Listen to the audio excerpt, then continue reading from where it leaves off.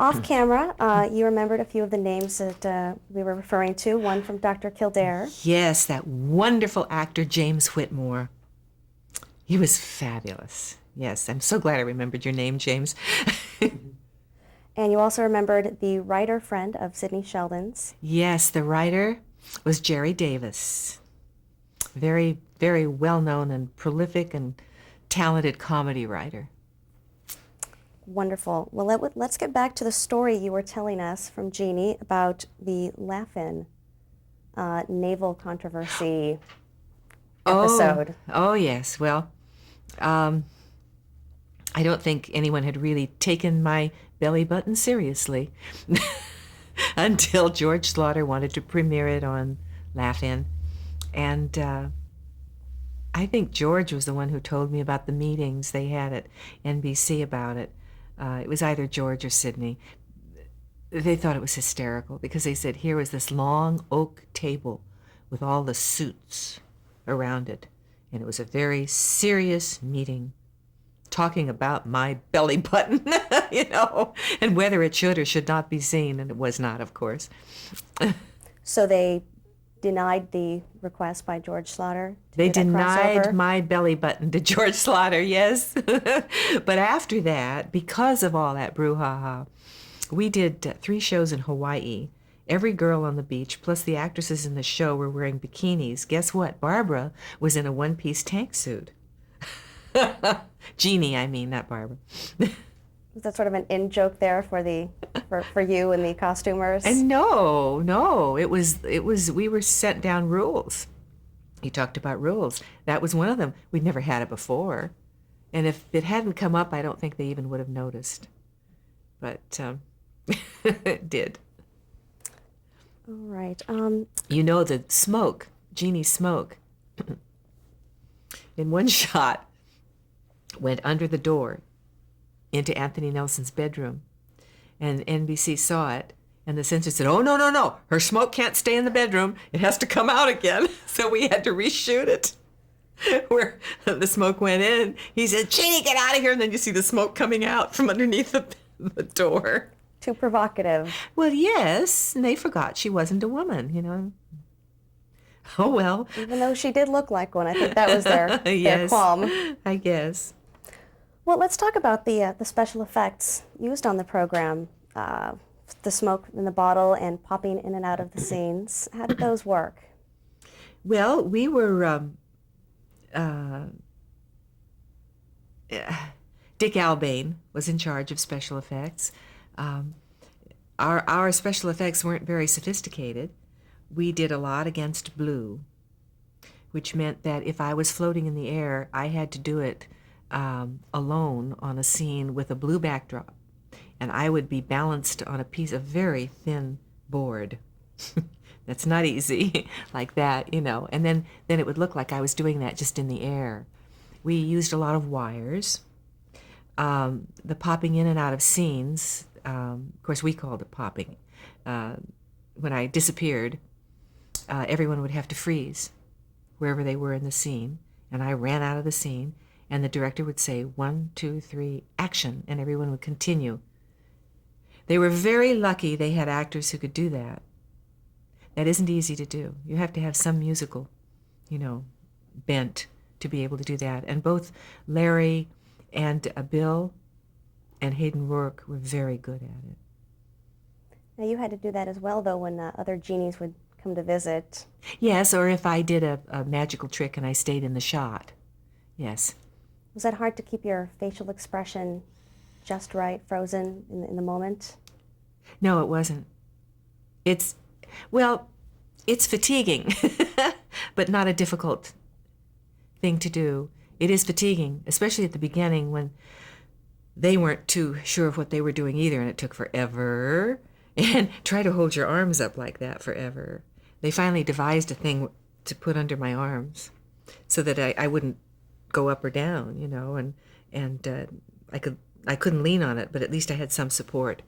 And then just before the shot, they take it away. The most fun was when I had to play to a double when I was playing my sister or myself as Jeannie. They would have a split screen. And but they'd have a stand-in or someone I'd talk to on the other side as that character. And then they'd switch, wigs, everything. Sometimes it would be the next day because the sister, Jeannie number 2, was a brunette, had entirely different makeup, hair, everything. So it took time, and they didn't want to spend that time. So they'd do the Jeannie part one day and then the green part the next day. And you had to keep yourself at that same point in the scene. Yes, and concentrate on who you were, Jeannie 1, Jeannie 2. But it's good. Actually, that's what actors do. They act. They love having things like this to do. At least I did, and I think most actors do. Now, talk about the speech pattern of Jeannie's, how she didn't use contractions. Right. Was that your idea, or was that from Sidney's script? That was Sidney. He decided to make her archaic, that she should not contract. And it was a good idea, very good idea. Would you catch yourself using contractions? At the beginning, but then I didn't. Sometimes I know it sounded like I did because I spoke very quickly. But no, afterwards it was second nature. And where did the arms with the blink come from? That was Gene Nelson. He thought of that. He thought of the blink being the vehicle. He was wonderful. He really was. A very physical director. One of the first shows we did, he had me jumping from an armchair to a sofa and then onto Larry's lap like this on my stomach, with my head up. And we did it 2 or 3 times, and for whatever reason they couldn't shoot it. And the 4th time, of course, I broke my tooth on Larry's knee. Poor Larry, poor me. I mean, we were blood all over the place. But it was fun. And you did all of the stunts yourself? Well, I did many of that. There weren't. Yeah, I guess I did them all myself. That's right. We didn't do anything too life-threatening, no, wasn't riding a horse. Rode a camel, rode an elephant, played with a lion,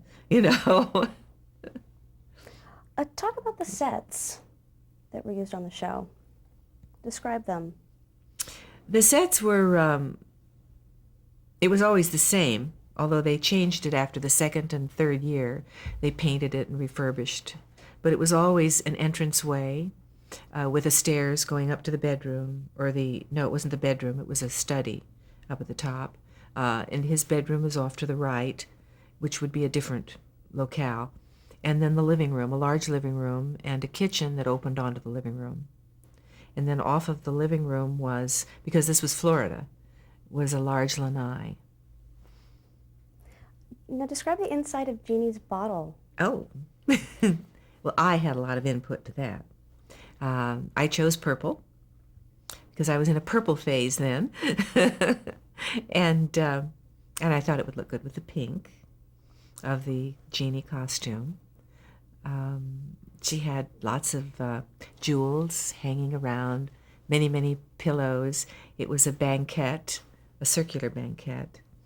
The bottle itself was a large set.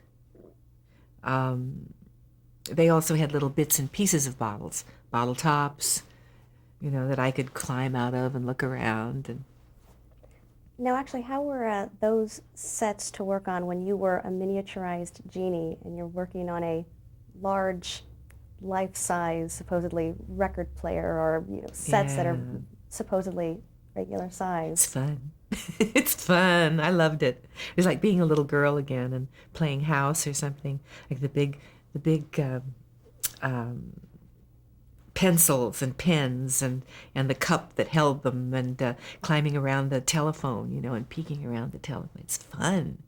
The big pocket. They had a big pocket because often I was in his pocket, and you could just it was like playing pretend when you're a child. It's great. Terrific. How did the show's going to color after the first season affect affect your work on the show? Did it affect you at all? Oh, it didn't affect us at all. No, we were just so happy that it was in color. The only reason they didn't do the first 13 in color was because I was pregnant, and I think they thought I was going to die. And they weren't going to spend the money, on the film. So, but we were all very happy it was in color. It should have been in color from the beginning. It's a color show. Once it went to color, did that change any of the costuming or set decor? It changed the set. My costume was always pink. The bottle was always purple. But no, they hadn't painted the set. That's why after the first 13 we had a different set. It was more colorful. Or more color friendly, I guess you'd say. Describe a typical week on the show as far as rehearsals, blocking, filming. How was that scheduled?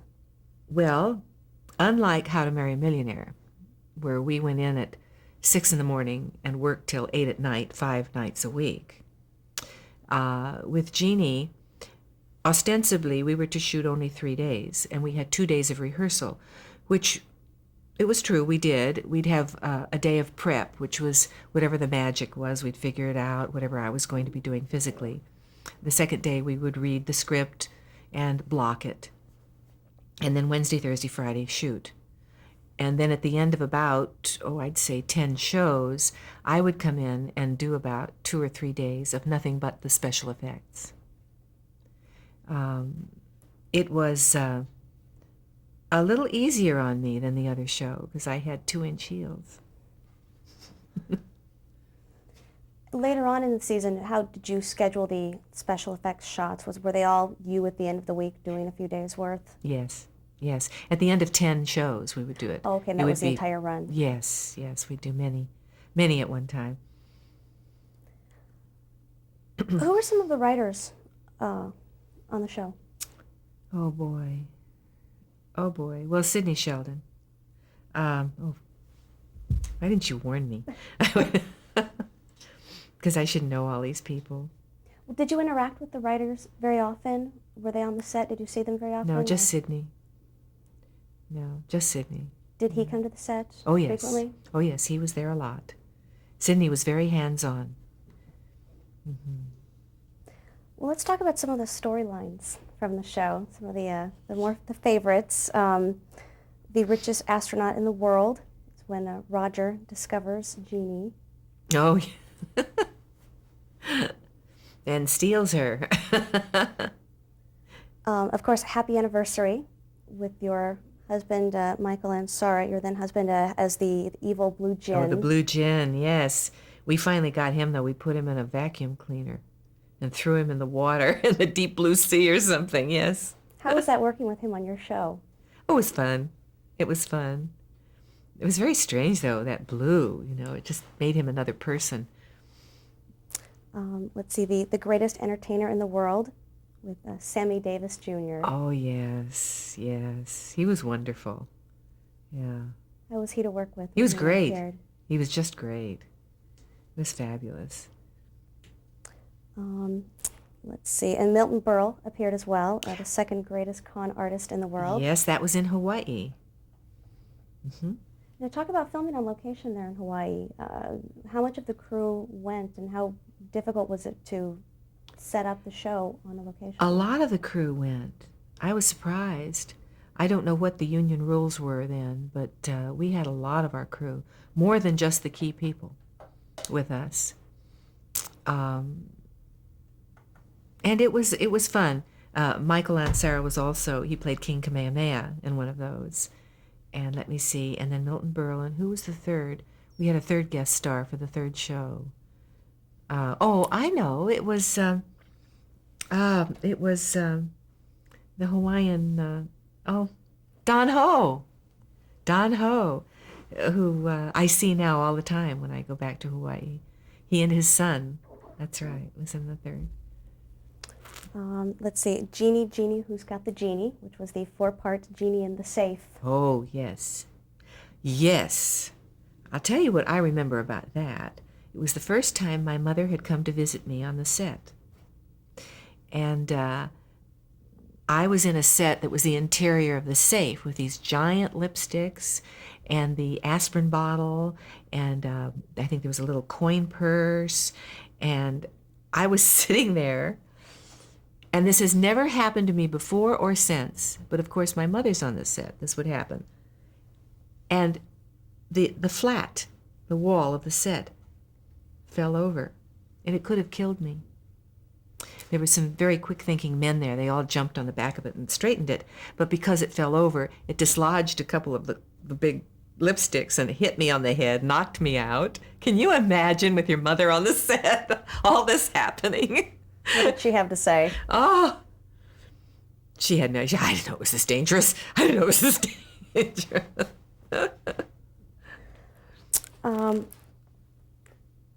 What were some of your favorite episodes? Well, there were so many. I loved all of them. I enjoyed the wedding episode. I enjoyed playing a robot. And the idea that she couldn't be photographed was hysterical to me. And when he said I do, she said I do instead of him.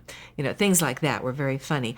I did not agree that they should have been married. That was something I didn't think should ever have happened. Because, first of all, it couldn't. They weren't the same species, you know, as far as I was concerned. So, and it did kill the show because all the comedy was gone. She wasn't a housewife. You know, this is a strange being from another world. But I did enjoy playing that part and doing, the script was good. I loved the show with the lion. I think I liked it more because my master didn't realize that the lion was a lion. He thought I told him I needed a pet. I was lonely. And he said, all right, bring Fatah, or whatever his name was, back. Go ahead, bring him back. And of course I bring him back, and he's a 900-pound lion, male lion. Now, I had done several films at Fox with lions and had worked with trainers, and I thought I was a lion expert. But I did know you're supposed to let them become familiar with you and be friends and feed them a little meat. I knew things like you don't stand too close to them. You can scratch their ears, but be ready to jump because they could break your leg. Not on purpose, but they're big.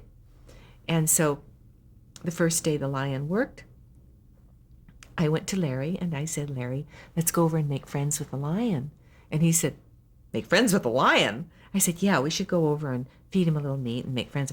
I'm not going to make friends with any blankety blank blank lion. And so, of course, Jeannie flounced over. And I made friends with the lion, fed him his meat, scratched his ears, and then we rehearsed.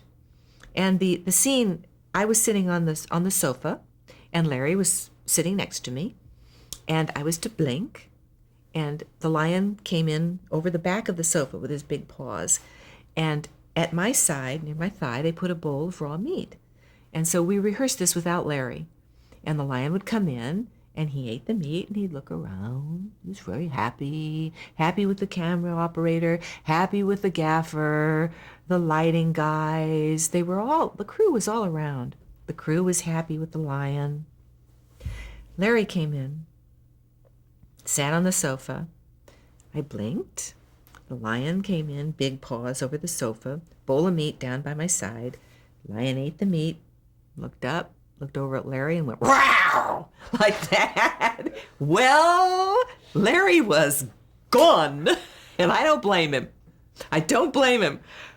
But not only was Larry gone, the camera was over on its side. Every one of those guys on that crew left. They didn't leave. They ran. They had to relight the whole set. The lion climbed over the back of the sofa and got in my lap. And he was purring. He was going, like this and licking my arm. Like this. I think they frightened him as much as he frightened them. But you stayed. Well, I couldn't move. First of all, I was pregnant. Okay? And I was sitting in the sofa, and he was over in a shot and in my lap. And it really wasn't frightening. The roar was frightening because it was so loud. But when he got over, I knew he was just, he wanted to get close to somebody. This was not what he thought it was going to be. And this guy over here, where'd he come from? It was fun. Goodness. Oh my goodness. Well, let's talk about some of the other memorable guest stars on the show. Groucho Marx, Oh, uh, yes. Yeah. Don Don Rickles. Rickles. Oh, he was fun. He was fun because Don would deviate from the script. And of course, that gave Bill Daly license to deviate from the script. So the two of them would drive Larry crazy, drove him insane because Larry is an actor who says his lines, rehearses, and is polished. And so am I, actually. We're both kind of linear in that in that way. But of course, Rickles would get out there and say, "Ah, yeah, you think you know what you're doing? The genie's got it," like that in the middle of a scene, you know. Or he'd roll in the mud when he wasn't supposed to roll in the mud. And then, of course, Bill would say, "Ah, yeah," and he'd roll in the mud. it was, it was fun, interesting. What about Bob Denver? He was on one of the episodes. Yes, yes, he's a nice man, and very, very funny, very funny. We also had Phil Spector, the record fellow, who I had no idea who he was when he was on, but that was interesting because we had music and musicians and things.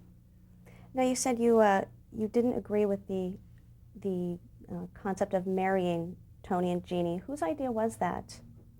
I believe it was the networks. I'm not sure. But they're always thinking of something new every year to get viewers. And that was the thing of that year, to get the viewers. And it was a bad thing. Did the other cast agree with you, or were they? I think they agreed with me. I believe so. It's hard to tell now, but I'm pretty sure they agreed with me. Why did the show go off the air in 1970? I really don't know, because we still had pretty good ratings. We didn't have the top ratings that we enjoyed at the beginning. I don't know. They had 5 years. And generally, when you have 5 years of a show, you can strip it and make more money. But lowly actors never know what's going on upstairs, Now, what was the reaction of the cast and crew to the show being canceled?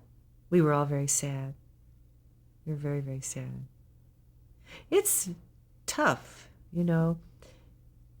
It's difficult any time you work with a group, even when I do plays for 3 months, to break up that camaraderie, and you'll never see them again because actors go in different directions. We're all over the world. It's rare that we can work together, and especially not in that context. And with a television series that's been on 5 years, that's your family. And it's hard, and it's hard for the individuals. I don't know about the guys, but I was at a loss. You're used to a certain routine, you're used to a rhythm in your life, and all of a sudden, it's not there. You're doing other things with other people, and you're looking at other actors like saying, "What are they doing here? Why are they here? Why am I with them?" It's an adjustment, a major adjustment. Were there any storylines that you would have liked to have done with Jeannie that they didn't get to? No, they pretty much hit everything. Well, they didn't, of course. She could have done Scheherazade or something. That's the wonderful thing about that character and that particular idea, is that it can go anywhere, it can do anything. So there were millions of storylines we hadn't explored yet, but I can't say I had one in particular that I wanted to do. I enjoyed it so much, Now, in 1985, jumping ahead a bit, you reprised the role of Jeannie for the TV movie I Dream of Jeannie 15 years later. Yes. Now, how did that come about? I don't know how it came about. I think NBC wanted to do it. They were the producer, I believe, of the show. Unfortunately, we couldn't get Larry because by then he was doing Dallas, and he was working very hard, and he didn't want to do a movie plus his Dallas schedule. We were lucky to have Wayne Rogers as the master. It was very good, but not the same. Yeah, how was it working with Wayne? And Oh, he's fabulous. but it must have altered the dynamic for the cast. Well, it did because he's different. I mean, we're all so unique and individual. So it was a different. It was interesting having a different kind of. He had a little more of an edge than Larry. So it made it did throw a different color texture into the storyline. How did you feel about reprising the role? It was intimidating. Yeah, it was because it had been so long, and I was older. So it was. I thought, oh, how am I going to do this? You know. Now, do you remember what the premise of the reunion episode was? No, I don't. I remember there was a red djinn, wasn't there? Uh-huh. Who was the evil guy. And I remember aerobics classes. I remember that. I don't really remember what it was, the main theme was, though. So Jeannie was in the 80s then. With Yeah. aerobics. Yes, she was doing aerobics. What was the audience reaction? Did it get It was well ratings? received. It was well received, yeah. And how did you feel about reprising her again in 1991 for I Still Dream of Jeannie? That was even scarier. Oh, but I enjoyed it more, I think, because I was probably, I'd come to terms with the fact that I could probably do it. I could carry it off again. Yes. Now, was Tony Nelson at all in the No, he second one? wasn't. He wasn't. He was in orbit. And we had a little boy in that. It was Patty Duke's son. He was wonderful. He was wonderful. So obviously she must have been human enough to be a mom. Yeah, well, as I said, I didn't agree with that. I didn't agree with it in the second movie either. But, you know, I didn't write it.